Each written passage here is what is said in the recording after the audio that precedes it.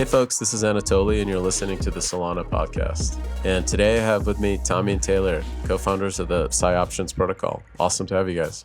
Thanks for having us. Cool. So what's the origin story? How did you guys get into crypto and what made you build PsyOptions? Crypto, it goes back to, I remember watching the Ethereum ICO, just being a broke college student, but, felt we were too broke to actually throw anything into it. And, that's a big regret, but that kind of shaped up how we got into Solana later on. Really dove deep into everything back in 2017, right before the summer hype. And then in the summer hype, tried developing a little bit on Ethereum, doing some Solidity development in the spare time, but I never jumped full time into it until PsyOptions. Taylor has a little bit of a different history with crypto. Yeah, I've actually been full time in crypto since late 2017. After Tom and I shut down a previous business we started in school, we were looking for different things to do, and I knew crypto was had a lot of hype in 2017. I was like, all right, this is definitely an industry I could see myself being a part of, and eventually took a job at Blockfolio, and then as well as doing some freelance Solidity development, and then been full time ever since. How did you guys meet? What was like the genesis for you guys to go build PsyOptions? Well, Taylor and I are twins, so we met a long time ago. We've always been hacking on ideas and stuff. And I guess Taylor kind of had his eye on Solana from 2018, right, Taylor? Yeah, pretty early on. I remember Multicoin writing about it. I was like, oh, this is actually a really sweet architecture. Solves a lot of problems that we saw on Ethereum, and kept following before mainnet beta was launched. Yeah, and so we had been tinkering around, created like a GitHub organization last summer, the same thing, the same one we're using now, and just started reading the documentation, and then had a few projects we tried in the fall that never really took off. And then in October, we were surfing with Tristan from FTX, and he was just talking about Serum and everything that they were working on. So we kind of knew what was in the pipeline and wanted to just have that in the back of our mind. We did the first hackathon, didn't place, built like a trusted third-party oracle. And then after that, had an issue with TradFi, trying to get API access to automate a options trading strategy. And that was kind of what kicked it off. We were fresh off that first hackathon, wanted a fresh idea, kind of had our feet wet in Solana. And it was like, Taylor, what if we just built options into the blockchain? We can get this API access built in. We have the order book already there. There's some basic infrastructure. And that was kind of like the genesis. That's awesome. Limited access to data was one of the reasons I started building this thing. Because I used to, try to build stupid deep learning models on interactive brokers, and you never have access to data. It's always even the quality is really suspect. You don't really know that this is where things got executed, or did they just copy and paste stuff from a database with a bunch of errors? Yep. It's terrible. If you want good data quality, you have to pay up for it, right? That's why Bloomberg Terminal is 25K a month. And if you're just just a hobbyist or just trying stuff out, it's just not feasible to pay that much. Yeah. This is to me, I think part of the beauty of the space right now is that you can kind of build up a lot of what finance is with just a bunch of hobbyists. It's kind of like Linux, Linux in the 90s, you're competing with Microsoft, billions of dollars of engineers building stuff, but it's just a bunch of people over the weekend can compete. It's kind of crazy. Yeah, it's wild. Yeah, I think that's one of the best parts. All that coordination. So what are the challenges? You guys are one of the earliest, I would say, teams working on Solana. What have you guys seen, or what were the real painful points? What got better? What still sucks? Oh man! All right. This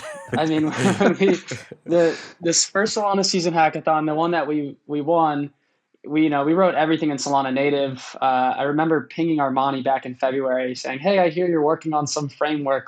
What can I poke around and checking out the repository?" But it wasn't anywhere near complete, or I didn't dive in enough to use it for the hackathon. So now I rewrote the entire American option protocol in Anchor, and it took me very little time to actually write that. So it has the development life cycle and just ease of getting up to speed has improved ridiculously. Yeah, and documentation has improved too.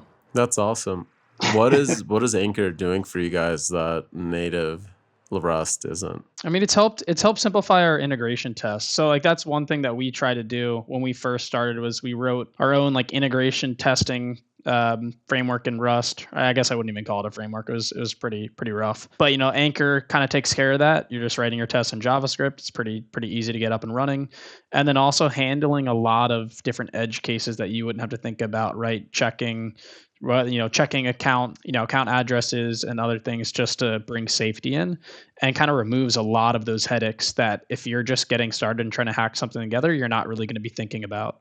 Deserializing accounts, I mean, like token accounts and things like that, right? You just have your accounts like structured, passing that into the context, and it deserializes all that. I mean, the amount of like little issues we had just because like, oh, we misordered one thing in the array because when we were refactoring like the accounts array, and it's like, what the hell is going on? And then you're like trying to debug and add messages and stuff, like, because you're just like, oh man, like what is like, and then it all turns out to be a typo, or you fat fingered moving one line up, and it was so like the account structure and dealing with that is just like incredibly easy. You don't have to deserialize anything yourself. Well, anything like that has a token, SPL token program, or even some of the DEX infrastructure. And it makes like cross-program invocations a lot easier. Been working with some teams for this like hackathon and wrote a bunch of like cross-program invocation examples for these teams to get up and running with PsyOptions pretty quickly. And it was just seamless for them to use our data structures and serialize and deserialize because, as long as we're all using the same framework, it works. Yeah, this was like my decision, so you can blame me. But I really didn't want to build a shitty framework. And until people started building on Solana, it's really hard to know what do they need. Yeah. Like I think it would have been worse if we built a bunch of code that like nobody could like build with, because it would have been incomplete. And I'm gonna say it takes a lot of discipline to do that. Yeah. Versus laziness. I mean, it makes sense to offload it onto like the actual dApp developers, right? It's a different beast when you're programming the underlying system versus like the actual just Solana runtime program. So it makes a lot of sense, kind of how Anchor came about and who really is leading it. Can you guys tell me what worked really well, or like what features or anything, like for any other devs that when they're coming into building on Solana, what stuff is actually feels like a superpower? Well, one thing that's improved a ton is the like SPL token program and how you manage the token accounts and whatnot. Like that's definitely something that a lot of the new developers on Solana don't have to deal with. But back then we were building into our UI the ability to have multiple accounts for the same SPL token, and it was super frustrating and whatnot. So using those associated token accounts and other kind of I guess you could call them like wrapper programs or things like that just improve the UX significantly. Understanding those and like kind of why they're there is pretty important when someone's getting started.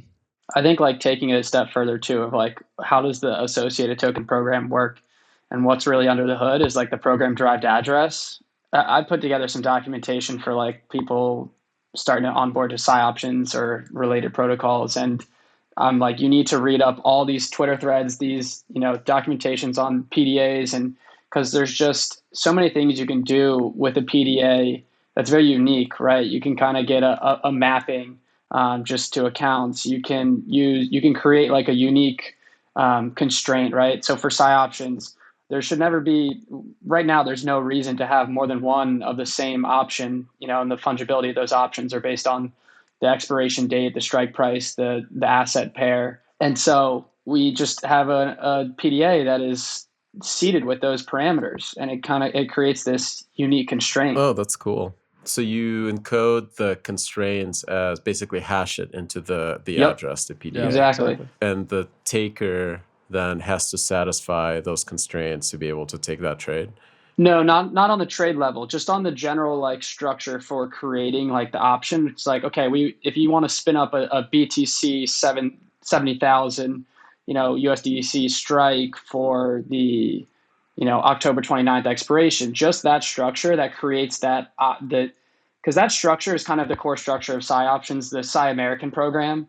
And that's what then controls the option token mint and writer token mint and how you dole out those option tokens. And so it's just like there can never be more than one of those specific to those constraints. So it's separated from the trading concerns. Got it. Yeah, I think you were thinking of your stateless escrow, right? I thought that was a pretty Yeah. cool proof of concept. Yeah, I wasn't sure that you guys already built, like I didn't, I think this idea has been around in crypto for a while.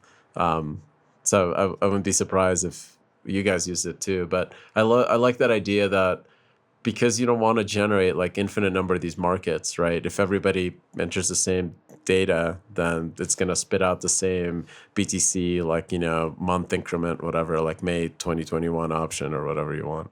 Yeah. And like we've seen it too, like it's really useful to have these deterministic ways to like look up an account address. So it's like, look, I can just check if this option market already exists by using these parameters, like the PsyOptions market exists. And we also ran into like some issues that we had to hack together, like on the client side, because Serum doesn't have these kinds of constraints. And so an adversary could come in and spin up multiple Serum markets for the same asset pair. And then when you're pulling that data from the chain on the client, it's like, well, which one is your UI using? Which one are these automated traders using? All that kind of stuff. How do you sync them up? And so that was like a pain point, and we had to like whip together a package. But now with like Serum's permission markets and some other stuff, we can now use like PDAs to say this is deterministically how the UI is going to determine the market. Here's how everyone else should do it. These are the seeds, and then it kind of keeps everyone in line in a more decentralized way rather than having to have some NPM package with metadata and it's painful to maintain. Got it.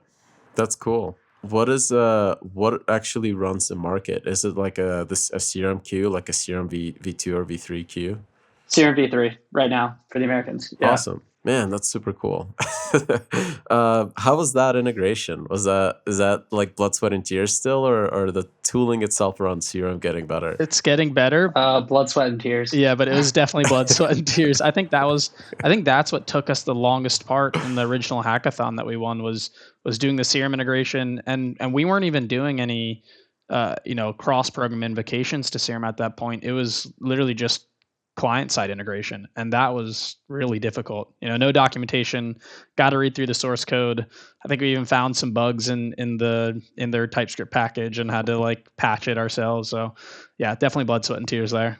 And it's still like there's still room for improvement. I'm like dropping lists every time as like hackathon participants start like asking, or like users are complaining about settling funds. I'm just like got a constant stream of like, hey, we should document this and add the flow chart for that. It's like, because like it's all the customer service is kind of offloaded to the people using the Serum stuff. So it's like we kind of get that inflow of like feedback from users and other developers building on top. Yeah, people don't realize how strapped every team is. Agreed. It's literally like 3-4 engineers at best. Like no customer service, nothing. Just pure software, open source software.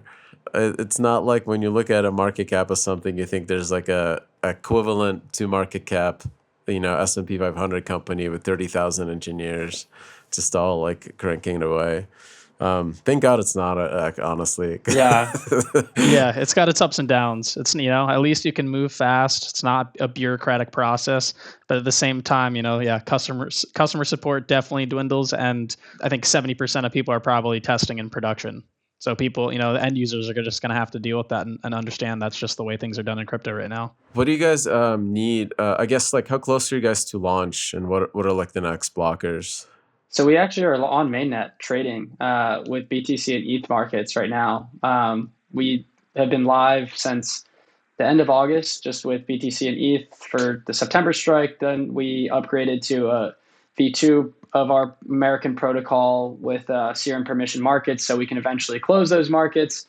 And so that gives us the ability to open a bunch more. And so we're live with those. We're working with a couple other partners to get some Sol markets up pretty soon. So we'll probably announce that here. Awesome. What have you guys seen in terms of like adoption, and like how are people using it, and has anyone surprised you with like what they're doing? I wouldn't. It's tough right now from the retail side using our user interface. I think what the biggest thing that I'm excited. I mean, there's been a lot of great feedback, right? Options are not an easy instrument to use. Managing your own positions is tough. And so we've gotten a lot of great feedback from the community, and it's kind of shaping what some of these projects that are working on during this hackathon. I think that's what's most interesting and surprising is these teams that are building on top. And they're not user interfaces. These are protocols that are going to be managing certain strategies and rolling positions for users. And so you can kind of have this more passive product, like it's like a ribbon finance, the basic ones where it's just selling covered calls and secured puts or things like that. But there's a lot of plans. I don't want to leak their alpha, but a lot of plans for additional products where it's more just kind of set it and forget it, and it has certain properties detailed out to hedge for various things, give you certain direction on volatility, and just it'll make all these products so much more user friendly for retail, but also big institutions that are looking to hedge existing exposure. That sounds like you guys are kind of building more of like infra level for options. Yep. That's awesome. Yeah. We chalk up the V1 American that we built as just a primitive and as decentralized as possible, right? It doesn't rely on oracles. It doesn't need pricing information. So it's the only dependency is the Solana runtime and SPL token program. I guess now Serum with the permission markets, but the original one had only SPL token as dependency. Yeah, I mean, there's capital inefficiency with the American style because you can exercise at any time up until the expiration. So we're about to hopefully announce pretty soon, like we have a European that we've been working or we've architected, and we're going to break ground on that, and we'll crank it out pretty quickly. That will have a little bit more dependencies, but it'll be more capital efficient because it'll be auto exercised, and we'll have a margining system built into it. And the American will continue on because we're going to build, I like to call it like Carta for DeFi, but just a place where we whipped out a vesting contract the other week, and we'll be able to show people their tokens that are vesting, their options that are vesting, the ones that have currently vested, and the options all in their portfolio and whether they should exercise them or not. It'd be less like trading based and more of just like an interface for, managing your portfolio of like vesting stuff and options. So that's awesome. Wow. How many engineers do you guys have? We actually just hired another front end guy today. So we're 2 full-time front ends. And when we hired another protocol developer, so we're 2 full-time protocol developers. Then we have a community guy and a marketing guy, and then a couple part-time and open source contributors. That's so small. I mean, like, that's awesome. I feel like this is like the biggest thing in crypto is that how fast small teams can ship really sophisticated products. Yeah, I think as I've learned, the hardest thing nowadays or right now is like, it's not the programming, it's the architecting the system to fit the runtime and, developing the instruction set. And once you kind of wrap your head around like how that whole system works and you have your instruction set, like writing the actual code is not that hard. If you actually take the time to just like think and focus on like, and you have to have the knowledge and experience to like understand that, it's pretty easy to start architecting a bunch of stuff and delegating and managing a little bit more. The thing I will say on that though is that if especially the runtime changes here and there, but not the changes aren't that drastic.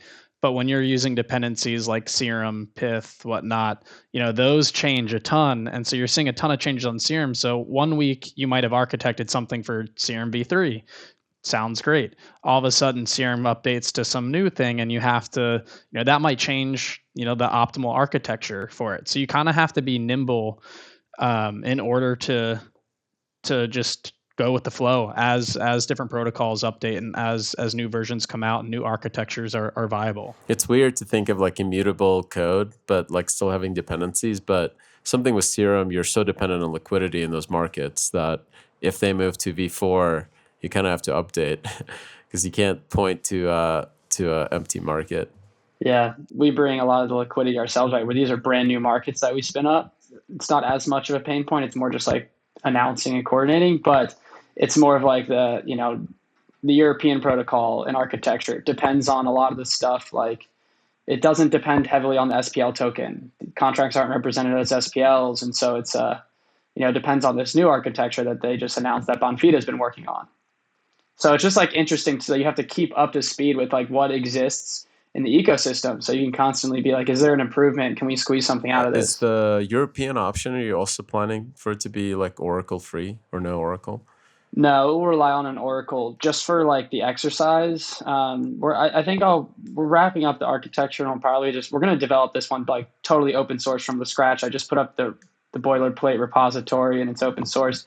We're going to open source or at least make public the architecture so everyone can like read and comment on it while we're just like cranking it out in the next like week and a half. So like there's an Oracle dependency just on one instruction just to like actually lock in the index price for like that would be for the expiration. But we don't see it being too risky of a dependency considering it's not an instruction that has a lot going on. So we can do a lot of like checks. We could pull 2 different oracles, and kind of reduce the potential pitfalls there. Yeah, this is a hard problem too. When an option is exercised, it's still gonna hit like the Serum market to actually like exercise the price.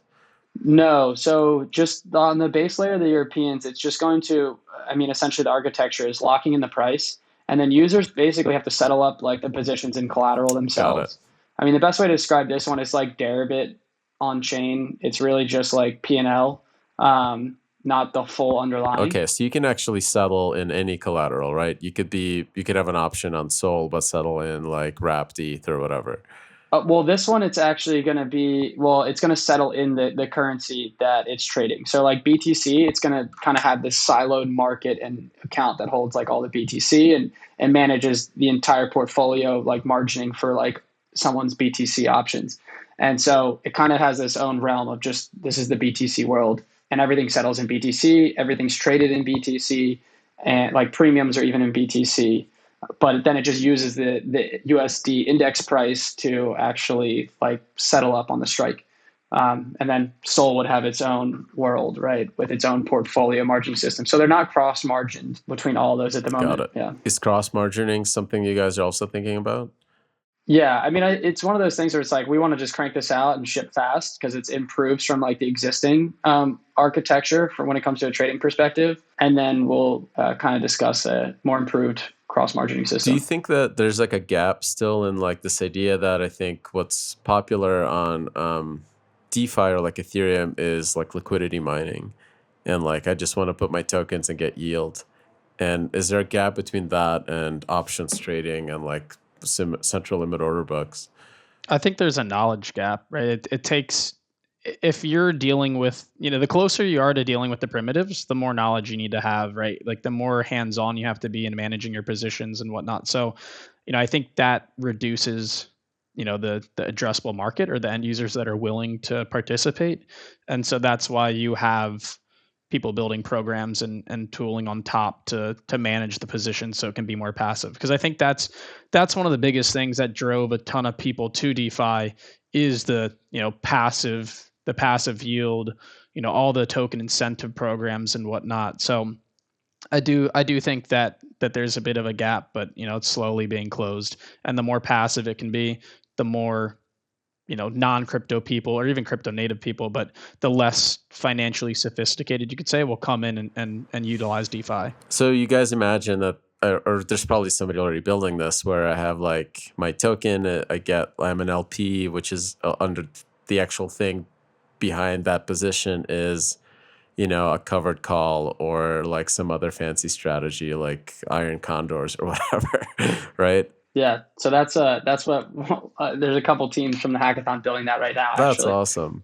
That's what I'm really excited about because like that's what we've seen is like there's just not much. There's decent order flow. I haven't looked at the volumes because we're just kind of like very focused on product. We kind of know what the low hanging fruit is, so we're not kind of focusing on the vanity metrics at the moment and not really talking about the TVL and whatnot. But it'll just increase order flow because these people can just get passive yield from like covered call products, or they can hedge certain positions just by depositing tokens. And it's all going to be managing these underlying options and straddles and things like that. How long does it take to go from, let's say I wanted to build an iron condor or something like that as a strategy?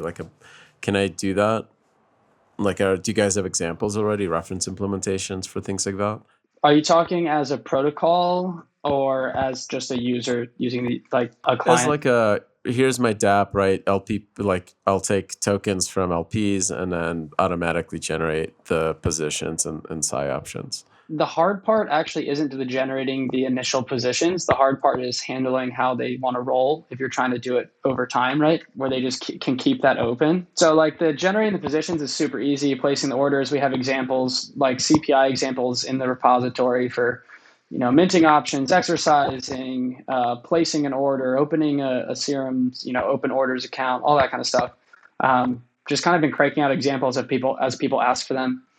And then it's really, it's on to those teams to handle that, like that really tough part of like, how should we roll? There's certain concerns in there for manipulation. There's certain concerns like for front running. There's certain concerns for eating through the order book and having to build your own like TWAP like into it and stuff like that. So yeah, man, you guys are taking on some really tough challenges. That's cool. This is something that I like wanted to get good at, trading options and like deep learning into like these things, but I could never got it to work. Yeah, I mean, it's a full-time job. You have that's why we try to focus on the primitive and lower layers, and try to get that right. So then other teams can focus. If they're much more financially savvy or have better trading backgrounds, can handle that, right? Like it's a full-time job to be a trader, to come up with those models, to build those positions and roll them. It takes a long time, and that you constantly have to be updating them too. How long did you guys trade options before? Not much. We're just retail traders. I mean, I interned at an investment bank once a while back, but to the extent of my full-time finance career, that was about it. And then we would trade options just here and there, but nothing serious. And then, I mean, when we wanted to automate that options trading strategy, that would have been probably the first automated system we would have built. I don't think we built an automated options trading strategy before that. Yeah, I would say we relate best with like the retail speculative YOLO option users rather than like very sophisticated options traders. But it's been nice kind of like building this and winning that hackathon and getting some attention, because then those people kind of show up, and we have some really smart TradFi people who have been around crypto, some really smart TradFi people who have never been around crypto, kind of contributing to like the thought leadership of where we should go, what's kind of needed to get to certain structured products and things like that. And that's been super helpful because we've been early in Solana and have the engineering, capabilities and knowledge to work with them of translating their vision into like a Solana architecture. And so we've just been helping as many teams as possible that like kind of have that background and can bring that knowledge. And then that's why we're just like, look, we'll help you as much as you can, because you're going to help us like, answer some of these questions that we don't know. So it's been good to kind of fill out the team and the surrounding circles with that. Do you think that DeFi is something that, like, I always think of it as growing kind of faster than TradeFi versus replacing it? Do you think like these products are good enough to like compete with traditional finance, or are we just going to see more stuff being built on open finance because it's easier? Like, I don't have to go talk to like a CME to launch an option for my in-game bullets for my shooter game or something like that. I think it will be just the fact that like it's open and anyone can do it. There's kind of looking at the architecture here and designing like an ideal architecture for the most like capital efficient system. It's just like not really like, you could do it in CeFi so much easier than you can do it in DeFi. Like, I don't even know if it's truly possible. We're kind of still just on the back burner trying to figure out like how you could, portfolio margin everything, right? I think a lot of teams that we've talked to are all thinking about that in the back burner. It's like, how do we margin against everything?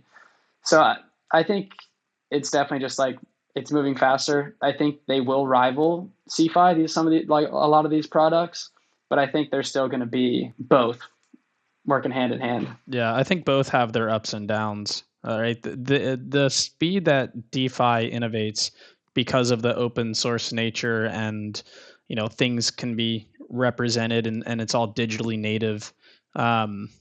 It just makes the pace of innovation faster. Also makes like the what you can build much faster, right? Like CeFi, you're beholden to, not that you're not beholden to regulation in DeFi, but CeFi, there's a lot more red tape. You got to jump through hoops in order to be able to launch a market, or like you can't just launch your own equities exchange. Like it takes tons of money and resources and whatnot. So it kind of stifles innovation in that respect. So I think even if DeFi can't become as capital efficient as CeFi, you're still going to have more innovative products, more flexibility in what you can do with your assets. That at the end of the day, you might not need that. You might not need that, capital efficient, high, super fast, low latency systems to do what you want to do with your assets. So, I think there's a place for both. And I think, DeFi is just going to continue to innovate and outpace growth in terms of TradFi. Our goal is to get that latency to be as low as as physics allow, and then we're competitive. That's why we're Let's here. do it, man. Won't rust until we're building a neutrino emitter detector. I just think like with gaming especially, the first massive multiplayer games instantly within 6 months had a market for the digital items there. As soon as you get something like Star Atlas or equivalent like World of Warcraft that's decentralized with all these assets on chain, I think the idea of like options as a service, people are just gonna, well, I got whatever, like I got more gold, right, that people want to use because this game is hot right now. It's definitely gonna, people are gonna definitely spin up those markets. It's just gonna happen. 100%. I mean, we've been talking about game. I mean, we're gamers ourselves, and I mean, I haven't played a game since I really dove into Solana development 11, 12 months ago. But I'm hoping to get back to it once like Star Atlas and Aurori and all those other Kaiju cards, everyone starts actually launching the gameplay. I'll jump back to gaming, but we've been thinking about it a lot and like what could be done with this like American primitive, and that kind of got us into like talking to other teams and other games just to kind of see what's out there. And then like I actually got connected with like Metaplex and built out a contract that they just announced for like that's focused on gaming, and it all stemmed from like trying to think about like how these games, like everyone's so early and not really thinking about how these game assets are going to plug and play into like DeFi protocols and things like that.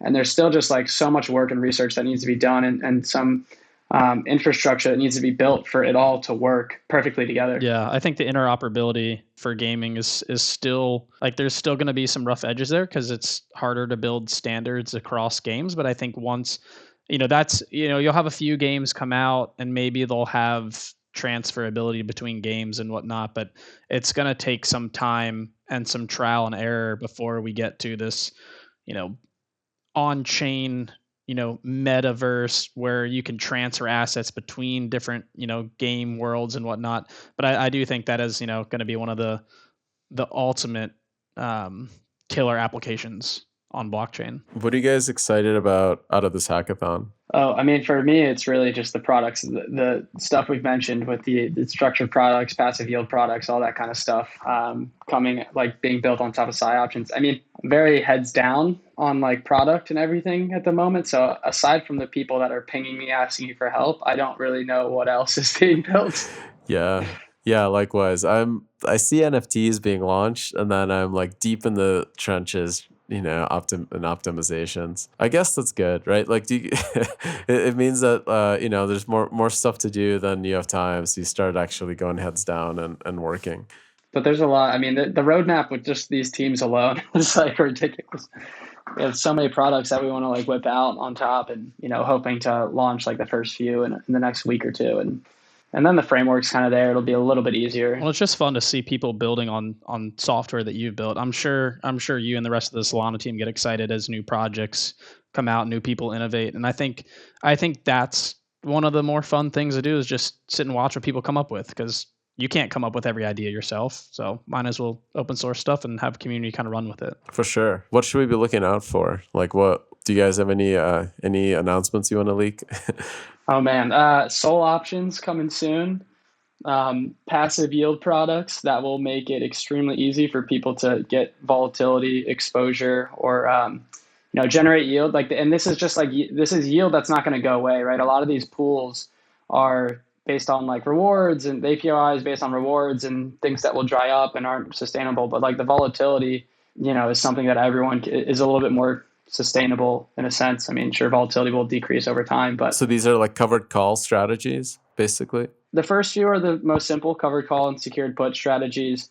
But then there's going to be a few other vaults coming out for once these are launched. Then I'll focus on a few other vaults that have different strategies. I mean, we started talking to some other teams like Symmetry because we want to get a good crypto index, because then we can create, if we get liquid index options, we can create a nice volatility index for certain baskets. So that's on the horizon. Yeah. And so like, that's kind of, you need that like rolling and rebalancing and infrastructure. And that's kind of like what, we've been working on the past few weeks, or other teams have been working on. And then it's, formulas for just managing an array of positions. What is your development process like? How do you guys go to like build, test, and like ship? I mean, in terms of like roadmap and how we determine what to work on, it's pretty ad hoc. Like things change up weekly, bi-weekly. But we try to run in 2-week sprints, at least just pick like, okay, what, based on user feedback, check GitHub for issues. Obviously anything that's blocking usage is number one priority. And then it's all right, what do we want to see built? What do our partner teams need, and how can we kind of get them going? I don't know, Tom, you have anything to add to that? Yeah, I mean, protocol development too. Like I'd sit and focus and start like drafting up like a full architecture doc with like the instruction set and potential functions that are needed, kind of black box some stuff just to make it a little bit easier, and then put it to dive in later. And then you kind of have this whole instruction set and a general outline and framework, and you kind of know it's going to fit into the Solana runtime because you've, made sure that the constraints are handled. And then I dive into running a test-driven development process with Anchor, just doing full integration test. You end up writing a lot more test code, but I just find the confidence level is so much higher. You can refactor and upgrade versions, and you're just so confident in your code when you kind of have all those tests. So, and then it cuts down the time from like DevNet testing, where everyone kind of just puts up a contract and then just relies on interacting and to test it. Especially when you're building a primitive, you kind of want to have all those cases handled. In your use case specifically with options, what kind of bugs are like the most worrisome? Is it like overflow or like actual like logic and economics? Probably logic and economics. I mean, overflows, the American protocol overflow is not an issue. Not really. I mean, we do all the check math, of course, but like it's not an issue. Maybe if we get some weird altcoins eventually trading, like then we'll have some weird issues. But I'd really just say logic, economic attacks, things like that. When we get into like the capital efficient Europeans that has like the margining system built into the base layer and liquidation built in the base layer, and just like always thinking about like account management, right? You have that limitation of the number of accounts you can pass in, and how to architect around that. So if Solana could change one thing, what would it be? or anything, and things. Two things. Fixed finite number account. Fixed account. Fixed account lengths. Like if we could have make it dynamic sized, I think that would be great. The data, the length of the data. Yeah, the account data. That's actually like, I don't know if you guys saw, but like believe growing reallocation from the program itself or the account that it owns. I think that might be live already in 1.8. Yeah, I think I saw the PR for that. Okay. But that's one thing that, when people jump over from ETH to Solana, that's like probably the biggest gotcha that we're like, oh crap, like I can't readjust or create a larger array, more mapping data, whatever. So that's one thing. And then also the number of accounts you can pass into an instruction, right? In a Increasing transaction, that can kind of open up more. Yeah, exactly. I think 1.8 handles a lot of these headaches, but you still, when you're trying to think like for the long term, just the limitations in general, like I'm assuming they're always going to be there, right? Like 1.9, the goal is to double the transaction size, basically. So the number of bytes that a transaction can maximum size. That means you can double, the user data or encode more, put more accounts in there. So there's always a limit because of the real-time nature of the system. Like you're not like submitting an arbitrary large transaction that then the block producer decides, okay, I'm going to pick this one. You're really like, how do I write to the block right now? Like, and making sure that doesn't slow everything down is a challenge. But really cool, man. You guys are shipping like crazy. It's awesome. It blows my mind that you guys were a hackathon team that is now, there's teams in a hackathon building on top of PsyOptions. I love it. I've been doing like office hours like every Tuesday and Thursday, just like letting people come in and ask questions, because it's just nice to see people building on top, and we're going to do whatever we can to like, help them out and keep them there. That's super cool. Man, really, really good to catch up with you. Thank you for coming on the podcast. Was there anything you want to add for the listeners as in the final kind of bit? Yeah, I would say, check out PsyOptions to trade your BTC and ETH right now. Sol coming soon, and then we'll be announcing an under collateralized European protocol pretty shortly. Going to try and crank that out as quickly as possible. Yeah, and get in touch. There's no shortage of projects that we can dream of, and I'm sure others are too. But happy to help any team out that we can. Yeah, and if you're a protocol too looking to do option liquidity mining with American style options, reward contributors with options, or use the PsyOptions vesting contract, we're trying to get that. I mean, the vesting contract's a unique one where you can kind of delay your vest. The recipient has the option to delay their vest if the issuer grants it, so that way they can kind of keep punting the vesting and the potential taxable event. Not an accountant, so don't take that tax advice, right? Not financial advice. Not accounting advice, not financial advice. That's awesome. Yeah. No advice. Yeah. That's super cool. Well, thank you guys. Thank you. Thanks for having us.